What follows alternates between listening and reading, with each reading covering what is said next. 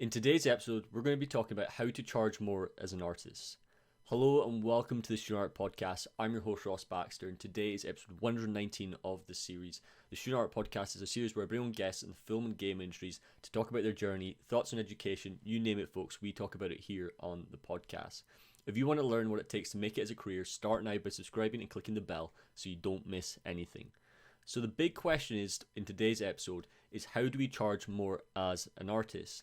And there's a lot of different variables involved in order to make this next step, but most importantly, learning that the other side of business and learning the whole aspect of communication, but most importantly, understanding our own worth. So in today's episode, I'm going to be breaking it down as clearly as possible in order to make this transition for you guys a lot more smoother, and also making you realize that it's not as scary as it sounds. And I've also discussed a variety of these topics in previous episodes as well. So what do you guys need to know first? Well, at the end of the day, you have to also realize that the service you're providing as an artist, you are a business. At the end of the day, this is a business. Money, you need cash flow coming in. You need money in order to run this business and to keep growing and to expand if that's possibly an avenue that you want to dive into the future. And also the two other incredibly important things here is the basics. So your living costs and your business expenses. And everything in this episode is all about calculating the numbers. So the best way to get closure on this subject is to be patient and understand that it's going to be a process. And by doing your research and calculating the numbers that you need in place in order to make that next step. Now, one of the things that I want to address here is that obviously we want to be financially in a strong position when we're taking this transition into maybe self-employment or possibly starting your own limited business, or basically just going as a full-time freelancer. Now, just remember this, you don't have to make that full transition straight away. It doesn't have to be, okay, I've given up my full-time job, maybe you're in VFX at a VFX house, or maybe you're in AAA games or something else. You don't have to instantly just completely put everything else on hold and just fully transition over. You can do this gradually over time, and it's what I decided to do. I decided to play the patience game because I realized that there was so much I didn't understand. There was a lot of things involved in kickstarting the business, and I wanted to make sure I was doing it right. And most importantly, accepting the fact that I was going to be making mistakes. As we all know, the only way we learn is by making mistakes, getting ourselves out there, exploring, trying different things, and seeing how we can be more efficient with our time. And we can only do this if we give ourselves a chance, if we take that leap of faith. But like I said, don't put so much pressure on yourselves, as in saying that, okay, I'm going to fully commit. It's great if you're in a position financially, mentally, and intellectually to make such a transition if you feel you're comfortable to do so. But I always firmly believe that patience is the key to success, because you're actually you're able to think clearly. You're able to see the bigger picture and understand what's in front of you rather than acting impulsively. And I think that's an important mindset to approach. And also, it's one thing I've also always firmly believed in is the importance of taking responsibility, taking ownership, because it gives you that control, it gives you that peace of mind. Because at the end of the day, we all have a choice to be better. So, like I said, so how to charge more as an artist is today's main topic. And we'll be breaking this down as much as possible. So, if we are going down this route and we are going to be going into self-employed or making that limited company, then the first thing that you have to ask is, do you have an emergency savings backed up, just so you have that peace of mind of added time, so you're not going to be stressing about possibly miscellaneous things that could possibly creeping up. I always firmly believe to expect the unexpected. Like I said, when I was starting out, I accepted the fact that there's a lot of things I did not know, and therefore it was imperative for me to do my research and understand that I wasn't going to suddenly skyrocket overnight. It was going to take time. So the first 2 years for my transition to making that leap from AAA and VFX into self-employment, I literally gradually made that transition and accepted the fact that I needed to have a safety net just in case things didn't go right. So I think that's very important. And like I said, realize you don't have to commit to it full time. I think that's very important. And one of the things that was game changing for me, and we'll address this future in the later aspect of the episode as well, is our industry is incredibly helpful. We have so many incredible minds, all working collectively as a team, supporting one another, whether it's through Discord communities, whether it's through LinkedIn, even better, your friends and mentors and teachers and lecturers that you've built up over the years through college and university, maybe it's online learning, you name it. You have so many incredible free resources out there that you can work collectively as a team to grow together. And the best thing that helped me was simply having a mentor. I was fortunate as well to have family members who understood the world of business, and as a result I was able to make better financial decisions going forward. But most importantly, I was able to have that extra peace of mind in terms of writing my contracts and understanding the terms and services that I wanted to put in those contracts to get the best possible outcome for my clients, but also for myself. But the reason why I'm saying this is when it comes to charging more as an artist, it's important to ask questions and ask the right questions. Figure out who in your target niche, in your target market, can you reach out to, who can provide some wisdom and insight to the type of art that you're trying to create, and learn from their mistakes, and help one another and see where this will take you. And that's the beauty of asking questions. It's also one of the main reasons why I started the podcast, is simply to get that information out there for you guys from the guests that I've been fortunate to interview over the years. And I think this plays an important part. So make sure to see who you could possibly reach out to, send a message, and begin in the discussion to make that progress going forward. And the next biggest question when it comes to how to charge more, or that plays a massive part, and the reason why people struggle making more, is simply because they don't have enough customers. Now, you might be wondering, Ross, how does all this relate to how to charge more? Well, in order to charge more, you need to understand the foundation elements at first in order to actually charge more. There's no magical number out there for artists or any profession. It's making sure that you deliver on what you said you will, and building that trust and showcasing your credibility and giving them, your clients, that peace of mind that you can deliver on what you said you will, and be consistent, and then taking it to that next step. And all these play a massive part to actually answer this question that we're focusing on today. So it's an incredibly important thing, and we'll talk about how we can use a nurture campaign to use as leverage to actually get that credibility. So what is a nurture campaign? Well, it's creating content, or most importantly, creating your brand. So building your brand awareness, whether it's through podcasting, maybe it's through content marketing, which is podcasting as well, but like YouTube tutorials, possibly courses, maybe you're teaching. As we all know, there's so many incredible courses out there available for us artists as well. There's so many different variables involved that you can play to gain that credibility, which will then allow you to have the confidence to increase your day rate, etc., and your overall annual income. And that's important. So like I said, we'll have to talk about the importance of that nurture campaign. So like, your salary is dependent on that simple question: can you deliver on what you said you will? And to me, when it comes to this part here, this goes up with how do I say this? There's a lot of debate around the world of experience, and experience, yes, plays an important part in some aspects, but to me, it's all about the right experience. It's great to say that you have 10 years of experience here, or 3 years experience here, or 1 year experience here.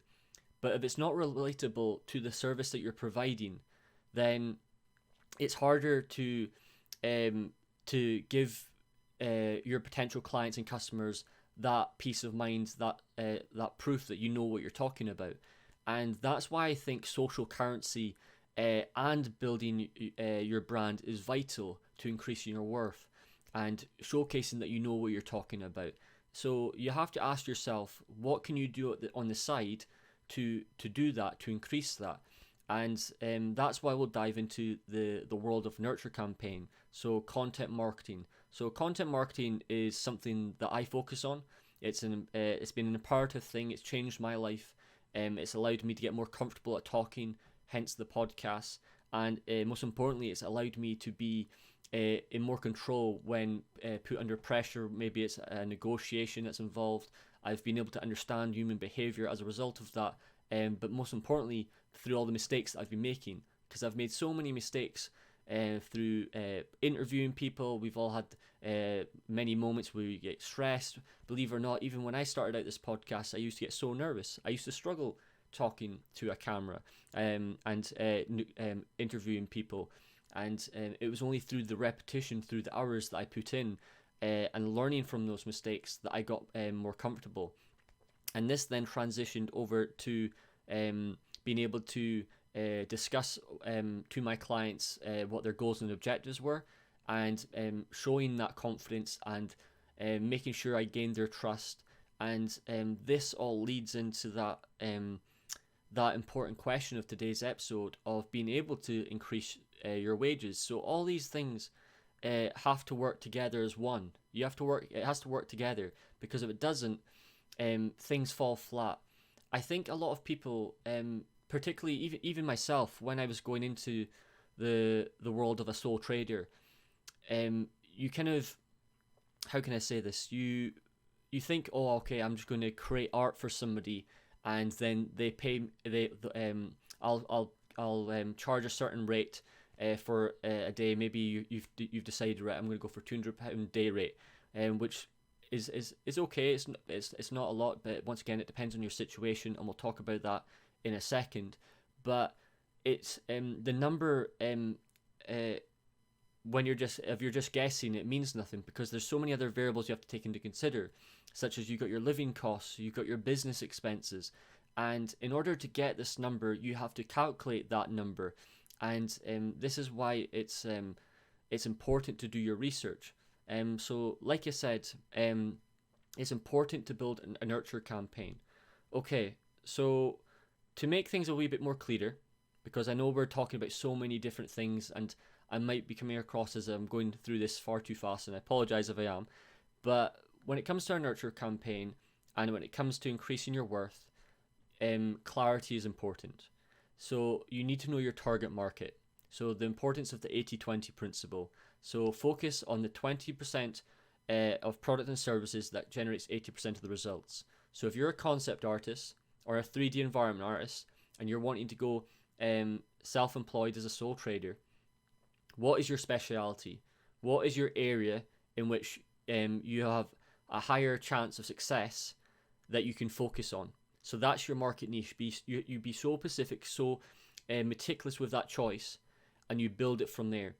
The reason why it's important to focus is it gives, once again, that word to your customers, clarity. They know exactly what you're offering, and it's almost that whole discussion of an elevator pitch. You should be able to explain your business like that. It should be so simple in just a sentence of exactly what you provide. And as a result, it means, even more importantly, that you're allowed to find the people that you genuinely want to work with, because you're looking for a stable business. You're wanting longevity. You want to have constant cash flow coming into your business, and being able to have that peace of mind knowing that you have money to pay for the bills, etc., and also grow, because at the end of the day, you still want to grow. You want your business to be profitable. So you want things to work nicely and smoothly. And it's important to it's very important to niche down. Now, why am I saying this? So one of the things I do is content marketing. So I'm helping businesses grow on YouTube within the creative industries. And I did podcasting for, as you guys know, I've been doing this podcast for 6 years now. Now, when I first started this podcast, it was all mainly focused around kind of environment art because I'm an environment artist. It's an area, it's what I'm passionate about. Now, I love so many different aspects of art. I love animation. I love hearing about rigging and all the different nuances involved. I love concept. I love hearing storytelling. You name it. I have so many different passions involved within the creative industries. But that then backfired against me in terms of content because you're only going to listen to a video that's relatable to your interests. So if I have so many different topics that I'm addressing, it means that only the people who want to watch that content are going to watch it. And that's why it's important as a business, in order to charge more, you want to be specific. And this can sometimes be challenging because I understand we all have our creative flow, and sometimes we want to branch out and diversify into different sectors. But this is why it's important to be patient. And as you build your brand around this section, maybe you've tailored it around environment art and you've done this for X amount of years, eventually once your business has got to a point that you can diversify, then great. As you can see, bigger content creators, they start out on YouTube or on Twitch. They'll be very, very specific on what they're doing. And the reason why they've been able to expand and diversify into other areas is because they've been able to build a strong foundation, a strong set of income streams. Maybe it's through sponsorships or partnerships, or they have enough following that is resulting in a subscription. So they have multiple assets bringing in multiple streams of income. Therefore, they've then gone, okay, I can now diversify and maybe explore new options. And that's the way to think it. But once again, it's a process. It takes time.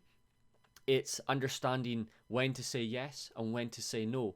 It's an important skill. It's something that it took me a long time to learn. I used to say yes too much. I used to be afraid to say no, and I think that was a very important lesson to learn. The same thing applies when you're talking to clients.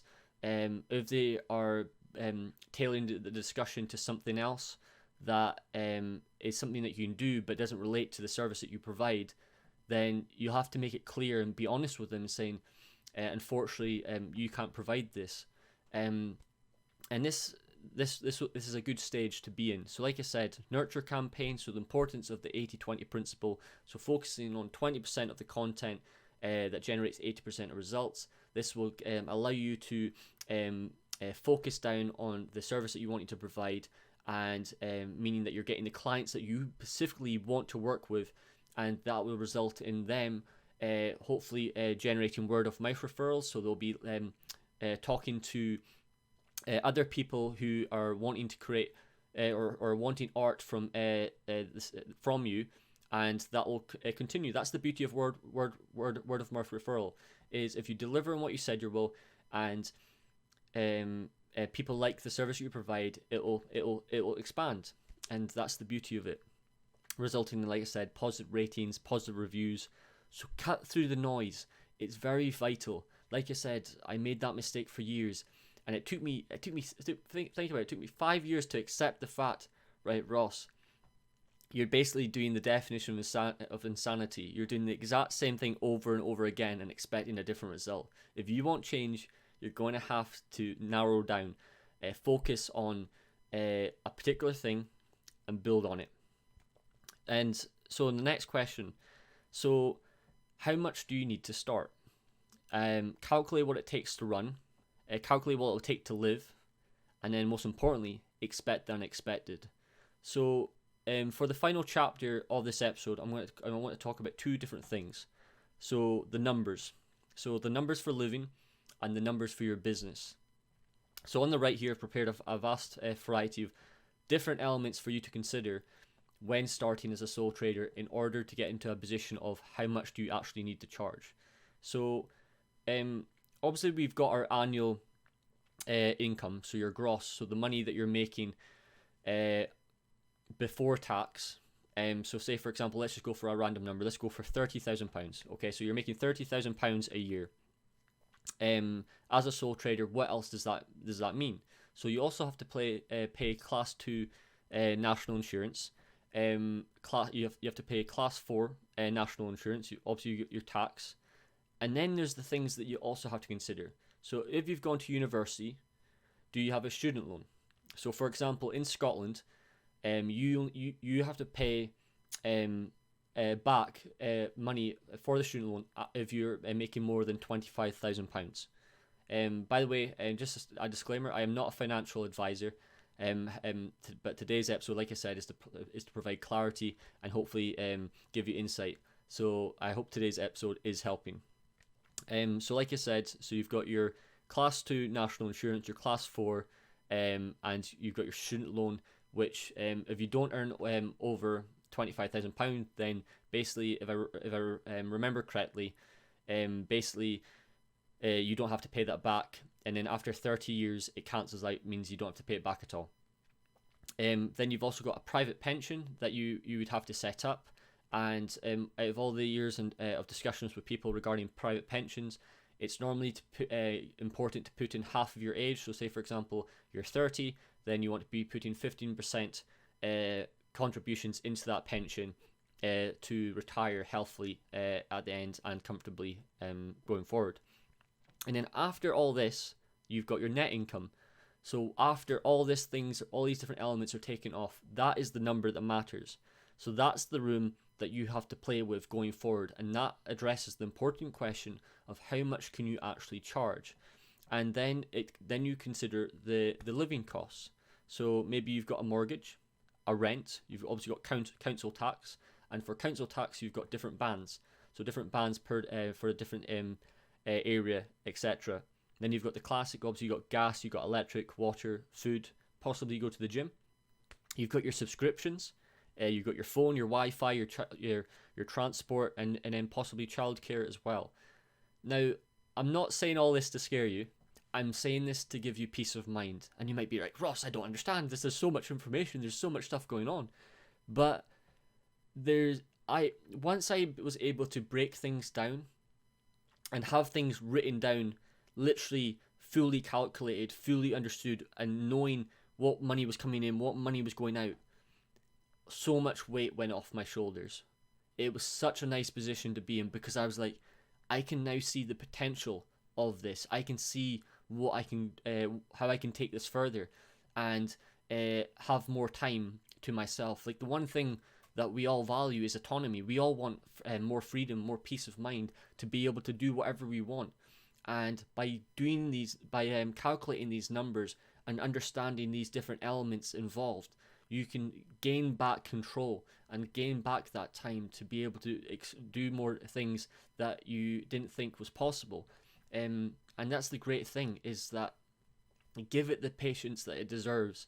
Find how much it's going to cost, all these different elements, and then see, okay, right, I might have a while until I can achieve this, but guess what? I now know what I need to do to make this possible. And it's such a great position to be in. It's been the best decision I've ever made. But once again, it depends. Like some people thrive being around a team environment, so they want to be within that studio. Some people prefer wanting to work remotely. So it just depends on what situation suits you best. And then of course there's the business aspect. So the business expenses. What do you have to pay for? So your software. One particular element for my business is a commercial license, so I have to pay my license for music rights, etc., in order to provide the music for my customers, and that was an element that I had to explore to make sure that everything was going smoothly. You have different types of insurance. You don't always have to go for these insurances. Like there's a lot of website, a lot of information on the gov.uk website. And also to note, just remember that a lot of this information, specifically when it comes to numbers, make sure you do your research and find out what these numbers are in your country, because obviously every place is different. Obviously I'm based in Scotland, and therefore my numbers will be different to your numbers, and that's why it's important to understand these things and do your research, understand what's going on in order to make that next step going forward. You've got repairs and maintenance, possibly, because obviously you never know, your computer might not always last. You want to always expect the unexpected in order to get that results. You've got your materials in stock, finance charges, possibly loans and capital expenditure. So all of this different topics that we've talked about, I understand it's a lot to take in. But once again, break it down. So first of all, you don't have to rush to become self-employed. You can take your time. You can do it 1 day a week. Be patient with it. Do your research. Figure out, okay, who can I reach out to who could possibly provide better insight in order to make that next step and to actually take that leap to go full time, and see where they went wrong. So you've done that.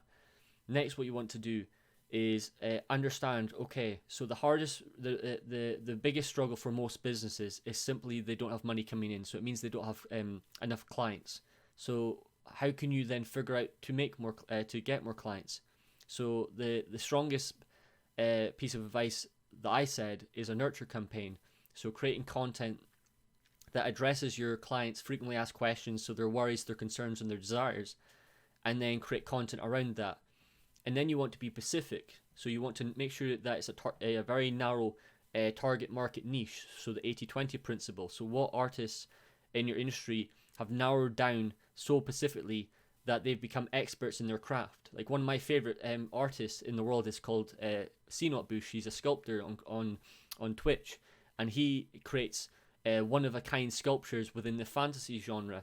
So I know exactly if I'm wanting a sculpture made by my favorite artist or in that kind of genre, I can go towards him. It's kind of based around World of Warcraft, etc. He's he's a very particular style, and that's what he sticks to. And it's such a great thing to be in because everyone then knows what he's delivering. So you want to be clear. So 80-20 principle. 20% of the content or art can you create that's going to generate 80% of the results? And then this leads to that important discussion, which is knowing to being okay to turn down people as well, because remember, you're wanting your business to be profitable and last and survive long term, and you have to tailor your focus. So make sure that you're being specific and get that across in your terms and conditions when putting together your contract.